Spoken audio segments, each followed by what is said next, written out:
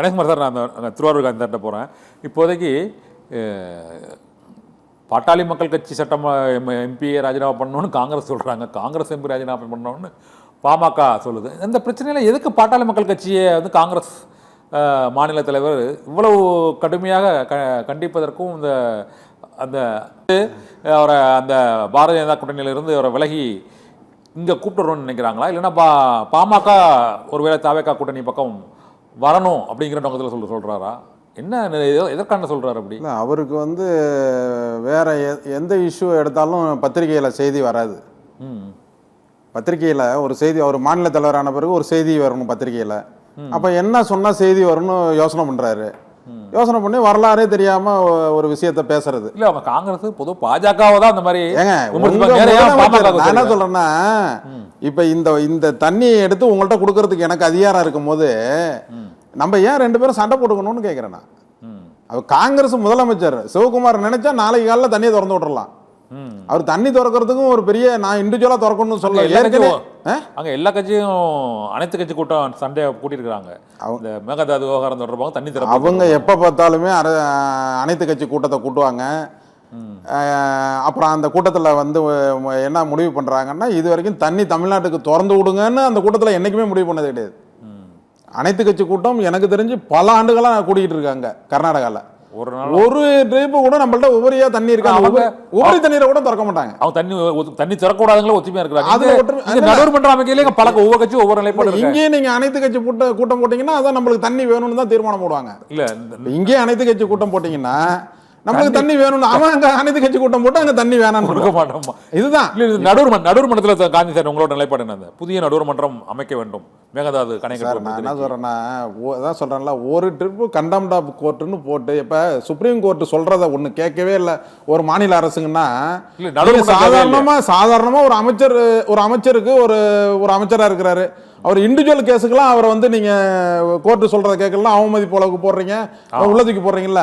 ஒரு அரசாங்கமே கேட்கலன்னும் போது ஏன் உங்க ஜுடிஷியல் பவரை பயன்படுத்துங்கன்னு ஒரு வழக்க போட வேண்டியது தானே.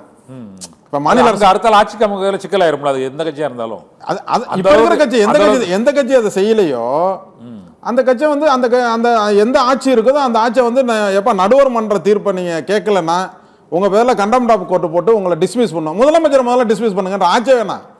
செய்யாத முதலமைச்சர்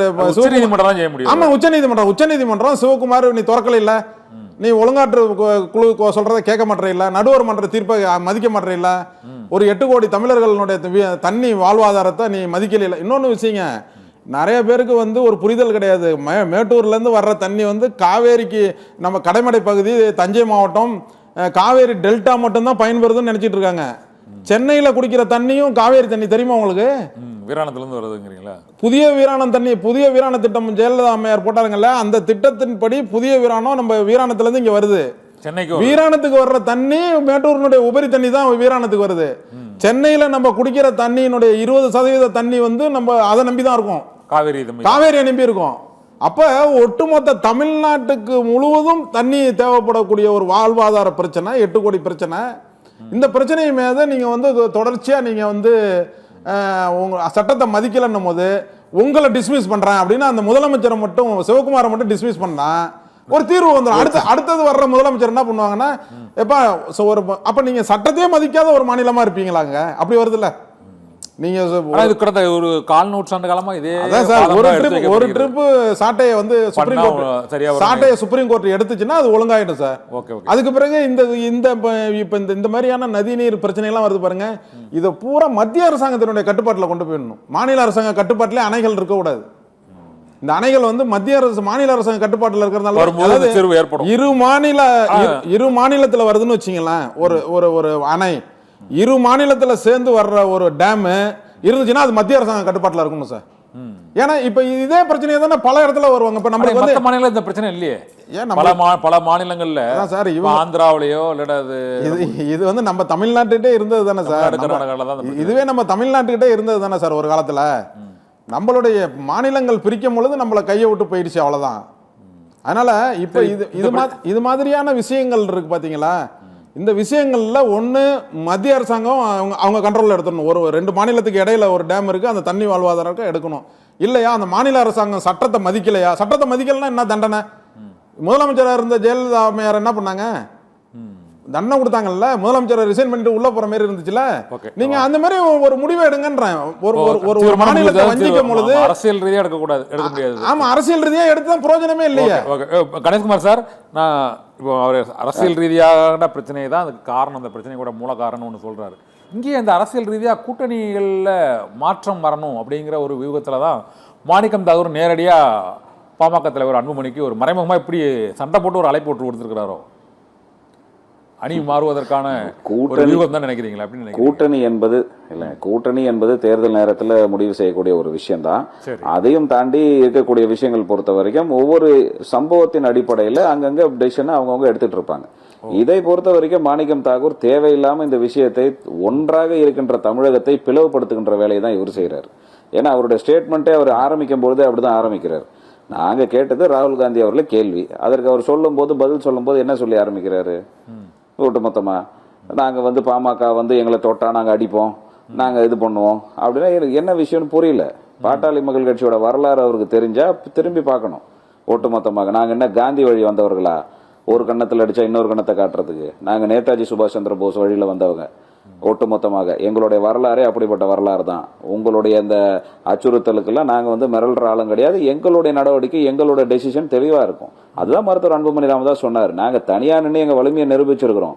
2014 நீங்க தனியா நின்று நாடாளுமன்ற தேர்தலில் ஒரே ஒரு தொகுதியில தான் டெபாசிட்டே வாங்கினீங்க. நாங்க தனியா நின்று ஜெயிச்சு கூட இருக்கிறோம். ஒரு நாடாளுமன்ற உறுப்பினரை நாங்க வெற்றி பெற்றோம் தருமபுரியில. நீங்க ஒரே ஒரு தொகுதியில தான் டெபாசிட்டே வாங்கினீங்க. நீங்க எங்களை பத்தி பேசுறீங்கன்னு சொன்னீங்கன்னா அப்புறம் என்ன சொல்ல முடியும்? உங்களை திருப்பி எதிர்வினை தான் ஆற்ற வேண்டும். எதிர்வினை ஆற்றும் போது என்ன ஆகும்? தமிழ்நாடு ஒற்றுமையாக இல்லை, தமிழ்நாடு இந்த காவேரி விஷயத்துல ஒற்றுமையா இல்லைன்னு ஒரு பிம்பத்தை உருவாக்குவீங்க. இந்த பிம்பத்தை உருவாக்கி கர்நாடகத்துக்கு சாதகமான ஒரு சூழ்நிலையை உருவாக்கலான்னு நீங்க முயற்சி செய்யறீங்க. அதுதான் நாங்க குற்றம் சாட்டுறோம். இன்னொன்னு பார்த்தா ஒருவேளை இன்னொரு விமர்சனமும் முன்வைக்கப்படுது. பாட்டாளி மக்கள் கட்சி தாவேக்காவோடு கொஞ்சம் நெருங்குது, அதனால காங்கிரஸ் இந்த மாதிரி விமர்சனங்களை வைத்து இந்த பிரச்சனையில், மேகதாது பிரச்சனையில் ஒரு நெருக்கடியை உருவாக்கலாம் அப்படிங்கிற அடிப்படையில் பேசுகிறதாகவும் சொல்கிறாங்க. நீங்கள் இப்போ பார்க்குறீங்களா? அரசியல் ரீதியாக ஒரு கூட்டணி குழப்பத்தை ஏற்படுத்துவதற்காக பண்ணுறதா நினைக்கிறீங்களா? யூகங்கள்ல 1000 விஷயங்கள் நடைபெறலாம். பாட்டாளி மக்கள் கட்சியை பொறுத்தவரை மருத்துவர் அன்புமணி ராமதாஸ் தெளிவா இருக்கிறாரு. ஆக்கப்பூர்வமான எதிர்கட்சியாக நாங்க செயல்பட்டுக்கிட்டு வரோம். இன்னைக்கு தமிழ்நாட்டுடைய ஜீவாதார பிரச்சனைகளை அட்ரஸ் பண்ற முதல் கட்சியாக இருக்கிறது பாட்டாளி மக்கள் கட்சி தான். உரத்த குரல்ல முதல்ல பேசுகின்ற கட்சி பாட்டாளி மக்கள் கட்சியாக தான் இருந்து கொண்டு இருக்கிறது. மக்களை பாதிக்கின்ற எந்த பிரச்சனையாக இருந்தாலும் அப்படிதான். இந்த நதிநீர் சம்பந்தமான விஷயங்கள்ல கூட நாங்க நேரடியாக சட்டமன்றத்தில் எதிர்ப்பு தெரிவித்த பொழுது இதை குறித்த விளக்கத்தை நாங்கள் தர வேண்டும் என்ற ஆளுங்கட்சியிலிருந்து அழைப்பு வந்த பொழுது, நீங்க வேண்டாம் நாங்க வரோம் உங்க இடத்துக்கு அப்படின்னு சொல்லி நேரடியாக சந்திச்சோம். இது ஒரு நிகழ்வு, அவ்வளவுதான். இதுல போய் நெருக்கம் காட்டுறோம். தேவைப்படும் போது அவங்க அழைப்பாங்க. அன்னைக்கு சூழ்நிலைக்கு ஏற்ற போது பாட்டாளி மக்கள் கட்சி முடிவெடுக்கும். பாட்டாளி மக்கள் கட்சியோட தயவு அவர்களுக்கு என்னைக்கு தேவைப்படுகிறதோ அன்னைக்கு அவர்கள் அழைப்பு விடுத்தார்கள் என்று சொன்னால் அன்னைக்கு அந்த சூழ்நிலை முடிவெடுக்கும். காங்கிரஸை பார்த்து நாங்க முடிவெடுக்க மாட்டோம், மற்ற கட்சிகளை பார்த்து நாங்க முடிவெடுக்க மாட்டோம். எங்களுக்கு என்று கொள்கை இருக்கிறது, கோட்பாடு இருக்குது. குறைந்தபட்ச செயல் திட்டத்தின் அடிப்படையில் தான் நாங்க பார்ப்போம். எங்களை பொறுத்த வரைக்கும் மத்திய அரசுல காங்கிரஸும் ஒண்ணுதான், பிஜேபியும் ஒண்ணுதான்.